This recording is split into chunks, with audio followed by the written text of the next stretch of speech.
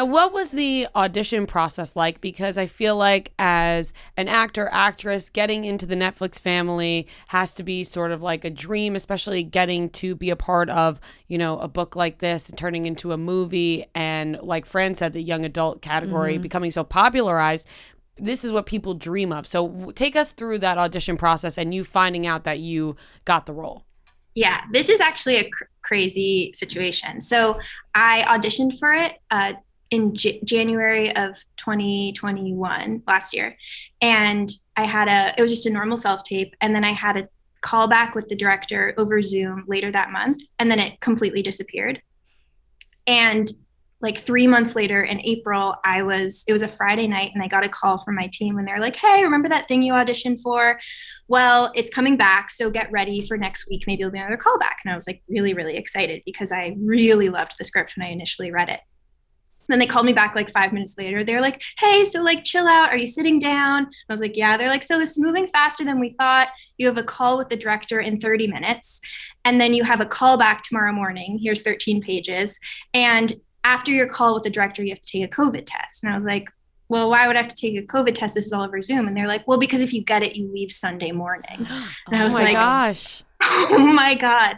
And this has been a dream my entire life. And so I sort of was like, okay, this is what you're training for. This is what you've been working towards, like get in the zone. And so I remember meeting Fia and it was like a kismet meeting. We bonded so well and we have similar backgrounds and similar relationships to, love and education. And we just really, really got along very well. So we talked. I had the call back Saturday morning. I had another chemistry read with Belle, who plays Eli, that afternoon. And then I never found out on Saturday. So I was like, I guess I didn't get it. And one of my day jobs at the time was a Hebrew school teacher. So on Sunday morning, I teach on Sunday mornings. And so I thought I didn't get the part. So I woke up really early Sunday and I was like, I guess I'm going to make my lesson plan because I didn't do it yesterday because I was auditioning for a movie that I didn't get. So I woke up really early to make the lesson plan. And then I got a call saying like, you got it. And you have to be on a plane in 3 hours. Oh my gosh. Sobbing, called my mom.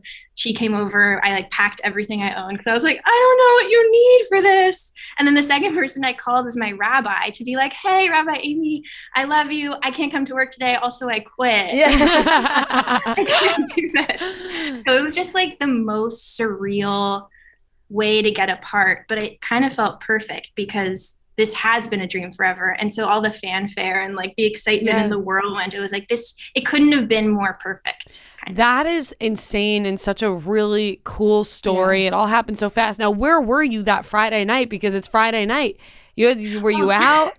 So I was actually, my roommate, who is a wonderful Liz, she wrote a short, like a sketch short that I was going to direct. And so we were location scouting, and it's like the kind of short that you make with your friends. And it was like, we were just like looking at locations. So I was like in my sweatpants, like running all over town, trying to find this. And then I got the call. So fortunately I wasn't like out, but I was definitely worlds away from Netflix. I also hadn't read the script in 3 months. So I was like, I just had time to shower before my meeting. Oh my God.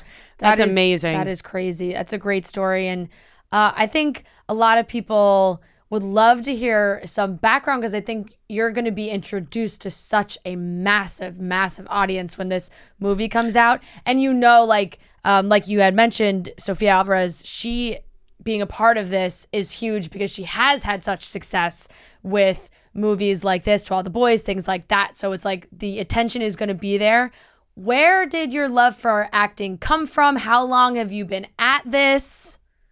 Yeah, no, it's all, well, so I've loved acting. It's the one thing that I can say I've loved forever and I can like track as being something I've enjoyed. But I actually came at it through theater. I think I was in my first play when I was in kindergarten. Before that, would make movies with my sister or make plays with my sister just for my parents to see. But theater was everything to me. And it was just through school. It was never professionally, but it was like the most important part of my day is I would always after school do whatever play it was. It was musicals. I can't sing at all, but I would just like act my way into the chorus in the back. Yeah. And then fortunately, my elementary school did do plays and they did Shakespeare. So at a young age, I was like really engrossed in that world. And it wasn't until high school that I started making short films with friends. But again, it was my happy place. So it was only for fun always. And so it was just like getting all my friends together, making movies on camcorders and then eventually phones, or then eventually we get a little bit of money so we could rent a cool camera. And it was just this really fun kind of like the spirit of a theater troupe. You know, we all come together and do it. And then I went to Wesleyan University in Connecticut, and I studied theater there, but I actually studied more directing than acting. And originally it was just because I had a professor that told me that directing would help me become a better actor, because you're just, you know, like getting another side of it. But I fell in love with it.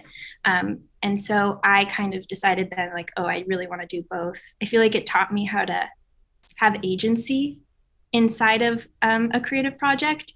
I'm someone who is a perfectionist, and I like, you know, want to do everything right. And so kind of do what other people say. And so directing, I was like, oh, wait a second, I can like think through the ideas and think through the whole world, and then try to bring that into acting. And yeah, and then I graduated college and I moved back to LA. I'm from LA. Okay. And I directed my own play that was on roller skates. And I assistant directed a show at the Old Globe Theater in San Diego. And then I came back and I started auditioning professionally for acting. And yeah, and then I just, you know, you send in a trillion auditions and it kind of feels like you're screaming into a void. Yeah. And then fortunately, this one thing happened. But all the while still, because it's like my passion, making things with friends has always been like the big thing.